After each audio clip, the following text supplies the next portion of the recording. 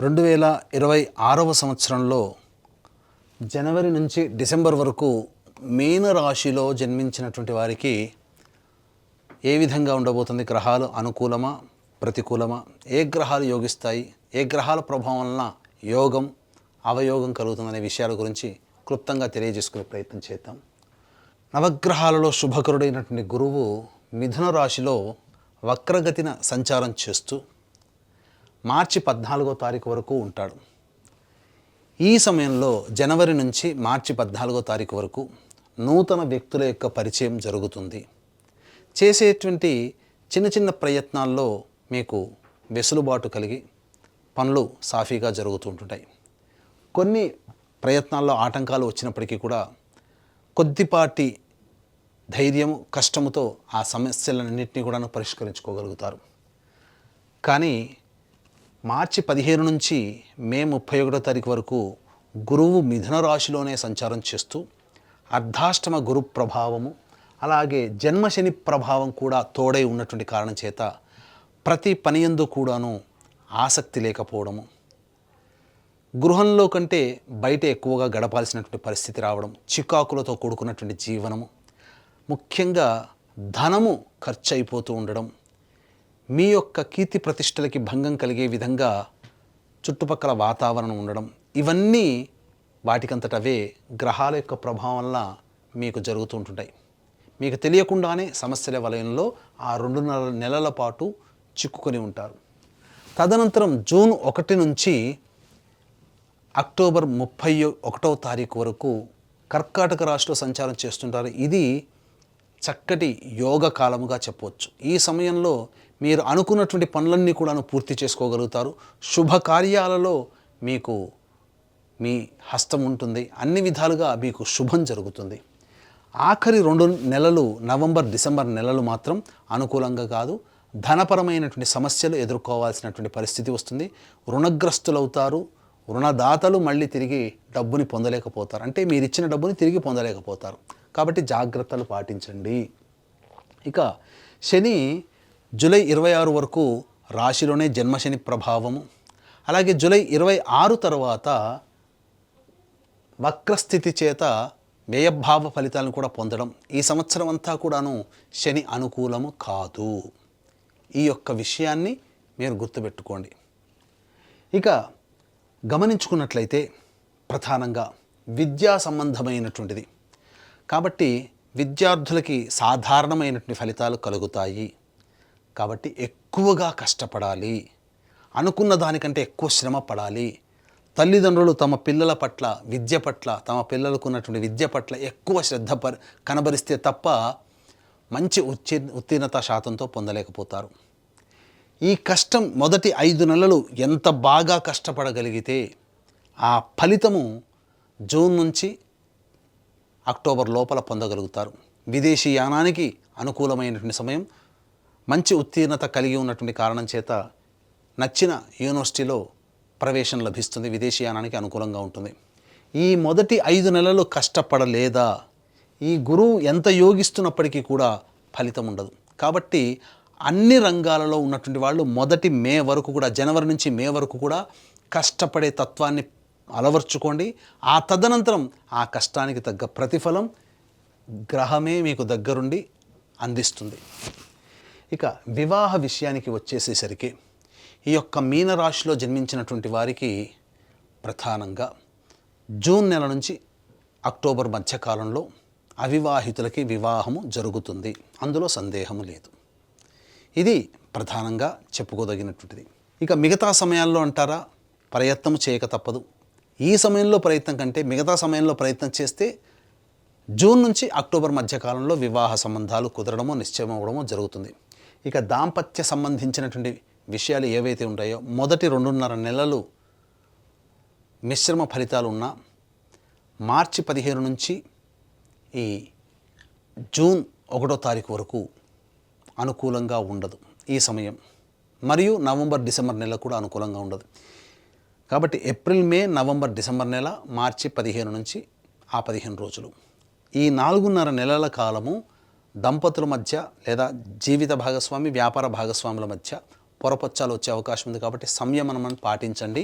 లౌక్యంతో, నవ్వుతో, చిరునవ్వుతో సమస్యల్ని పరిష్కరించుకోండి. ఇక ఆరోగ్య విషయానికి వచ్చేసేసరికి జన్మశని, వ్యయశని, రాహు ప్రభావము, ఇటు కేతు కూడా అనుకూలంగా లేకపోవడము, అలాగే గురువు కూడా అనుకూలంగా లేకపోవడం, చాలా మటుకు ఒక అనారోగ్యం, తెలియని ఒక బాధ, ఏదో ఒక సమస్య వెంటాడుతున్నట్టుగా ఉంటుంది. కానీ తప్పదు, ఈ సమస్యల నుంచి బయటపడక తప్పదు. దైవానుగ్రహాన్ని పొందే ప్రయత్నం చేయాలి.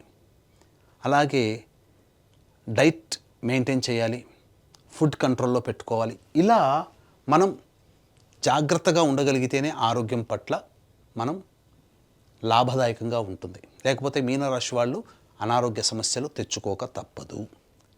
శరీరంలో నిస్సత్తువ ఎక్కువగా ఉంటుంది. ఎంత తిన్నప్పటికీ కూడా ఆ యొక్క ఫలితాన్ని మీరు పొందలేకపోతారు. అలాగే constipation problem, indigestion problem, acidity problem అనేటువంటిది మిమ్మల్ని బాధ పెడుతుంది. కాబట్టి జాగ్రత్తలు పాటించండి.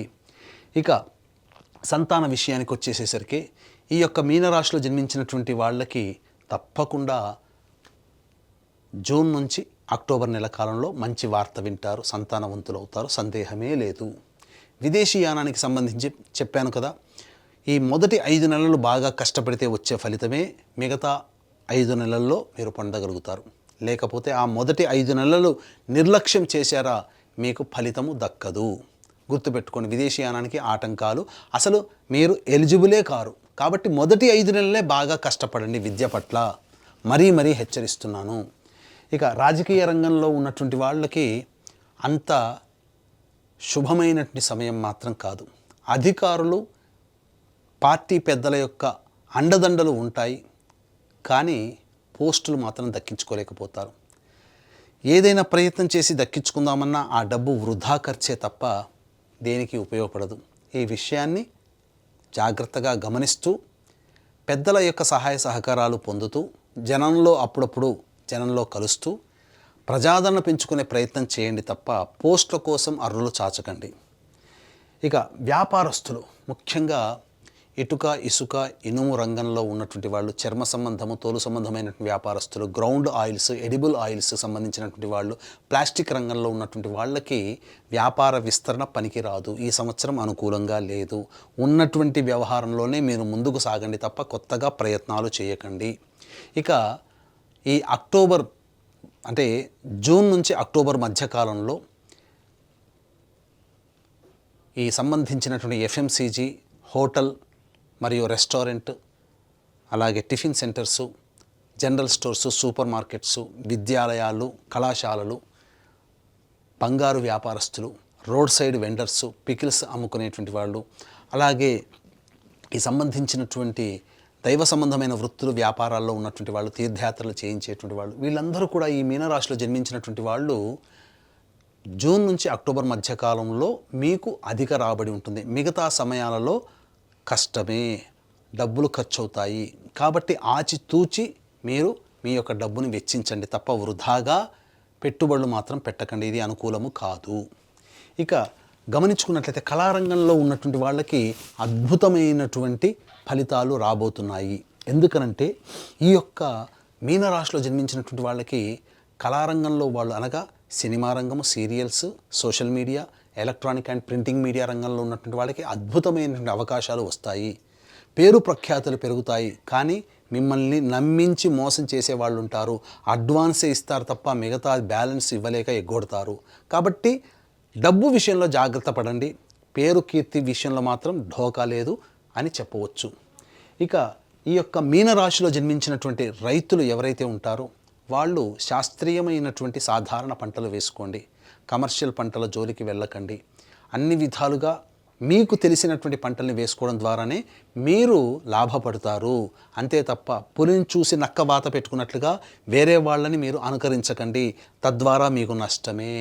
ఇక గమనించుకున్నట్లయితే ఈ యొక్క రాశిలో జన్మించినటువంటి స్త్రీలు ఇంతకుముందు ఉన్నటువంటి దానికంటే కూడా కొనసాగింపు ఏమి గొప్పగా ఏమీ ఉండదు. అంటే పేరు ప్రఖ్యాతుల వ్యవహారంలో కావచ్చు, ఉద్యోగ వ్యాపారాల వ్యవహారంలో కావచ్చు, ఇతరత్ర ఏ వ్యవహారంలోనైనా కానీ సాధారణమైనటువంటి జీవన విధానమే తప్ప గొప్పగా మార్పు అంటూ ఈ మీనరాశిలో జన్మించినటువంటి స్త్రీలకి ఉండదు. పైపెచ్చు మీ సర్వీసును వాడుకొని మీకు సంబంధించినటువంటి విలువ ఇవ్వకపోవడమే జరుగుతుంది తప్ప మీకు ప్రతిఫలం అనేటువంటిది ఉండదు. అంతేకాకుండా డబ్బులు ఎవరికీ అప్పుగా ఇవ్వకండి. మీకు అచ్చిబాటు ఈ సంవత్సరం అనుకూలంగా లేదు, నష్టపోవడమే మీకు కలుగుతుంది. ఇక అన్నిటికంటే ముఖ్యంగా వివాహం కాని అమ్మాయిలకి వివాహము, సంతానవంతులు కాని అమ్మాయిలకి సంతానం కలగడం, ఇవన్నీ కూడా ఈ మీనరాశిలో జన్మించినటువంటి స్త్రీలు పొందగలుగుతారు. అయితే ఉద్యోగం చేస్తున్నటువంటి మహిళలు ఎవరైతే ఉంటారో, యువతులు ఎవరైతే ఉంటారో వాళ్ళు బాగా కష్టపడితే తప్ప ఫలితం పొందలేనటువంటిది. కావున అధికారుల మెప్పు కోసం ఎక్కువగా కష్టాలు పడాల్సినటువంటి పరిస్థితి ఈ మీనరాశిలో జన్మించినటువంటి మహిళలకి, స్త్రీలకి కలుగుతుంది అని చెప్పవచ్చు. ఇక ఉద్యోగ సంబంధంగా మనం ఇంతకుముందు చెప్పుకున్నాం. ఈ ఉద్యోగ సంబంధముగా ఏ సమయంలోనైతే చేస్తే బాగుంటుంది అనేటువంటి విషయాన్ని గనక మనం గమనించుకున్నట్లయితే, ప్రధానంగా ఈ మీనరాశిలో జన్మించినటువంటి వారు కొన్ని సమయాలు మాత్రం కీలకమైనటువంటి సమయము.